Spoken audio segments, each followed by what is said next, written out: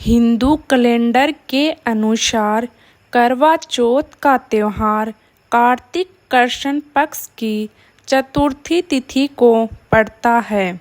इस साल ये तिथि 20 अक्टूबर की सुबह 6:46 से लग रही है और इसकी समाप्ति 21 अक्टूबर की सुबह 4:16 पर होगी। करवा चौथ व्रत की शुरुआत सुबह सरगी के साथ होती है। ये सरगी सूर्योदय से पहले ली जाती है। महिलाएं शुभ मुहूर्त में सरगी खाकर अपना व्रत शुरू करती हैं। बता दें, करवा चौथ व्रत सूर्योदय से लेकर रात में चांद निकलने तक रखा जाता है। करवा चौथ व्रत महिलाएं पति की लंबी आयु के लिए रखती हैं। इस व्रत को करवा माता भगवान शिव, माता पार्वती और कार्तिकेय भगवान के साथ साथ गणेश जी की पूजा करती हैं। महिलाएं अपने व्रत को चंद्रमा के दर्शन करने के बाद खोलती हैं। कई जगह इस व्रत को करक चतुर्थी के नाम से भी जाना जाता है। करवा चौथ से जुड़ी अनेक कथाएं प्रचलित हैं, जिनमें से मैं आज आपको एक प्रचलित कथा का पाठ करवाती हूँ। बहुत समय पहले की बात है। एक साहूकार के 7 बेटे, उनकी एक बहन करवा थी। सभी 7 भाई अपनी बहन से बहुत प्यार करते थे, यहाँ तक कि वे पहले उसे खाना खिलाते और बाद में स्वयं खाते थे। एक बार उनकी बहन ससुराल से मायके आई हुई थी। शाम को भाई जब अपना व्यापार बंद कर घर आए तो देखा उसकी बहन बहुत व्याकुल थी। सभी भाई खाना खाने बैठे और अपनी बहन से भी खाने का आग्रह करने लगे, लेकिन बहन ने बताया कि उसका आज करवा चौथ का निर्जला व्रत है और वह खाना सिर्फ चांद को देखकर उसे अर्घ देकर ही खा सकती है। चूँकि चंद्रमा अभी तक नहीं निकला है, इसलिए वह भूख प्यास से व्याकुल हो उठी है। सबसे छोटे भाई को अपनी बहन की हालत देखी नहीं जाती और वह दूर पीपल के पेड़ पर एक दीपक जलाकर चलने की ओट में रख देता है। दूर से देखने पर वह ऐसा प्रतीत होता है कि जैसे चतुर्थी का चांद उदित हो रहा हो। इसके बाद भाई अपनी बहन को बताता है कि चांद निकल आया है, तुम उसे अर्घ देने के बाद भोजन कर सकती हो। बहन खुशी के मारे सीढ़ियों पर चढ़कर चांद को देखती है, उसे अर्घ देकर खाना खाने बैठ जाती है।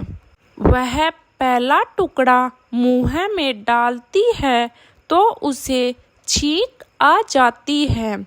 दूसरा टुकड़ा डालती है तो उसे बाल निकल आता है और जैसे ही तीसरा टुकड़ा मुंह में डालने की कोशिश करती है तो उसके पति की मृत्यु का समाचार उसे मिलता है।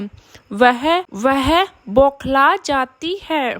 उसकी भाभी उसे सच्चाई से अवगत कराती है कि उसके साथ ऐसा क्यों हुआ। करवा चौथ का व्रत गलत तरीके से टूटने के कारण देवता उससे नाराज हो गए और उन्होंने ऐसा किया है। सच्चाई जानने के बाद करवा निश्चय करती है कि वह अपने पति का अंतिम संस्कार नहीं होने देगी और अपने अस्तित्व से उन्हें पुनर्जीवित दिलाकर रहेगी।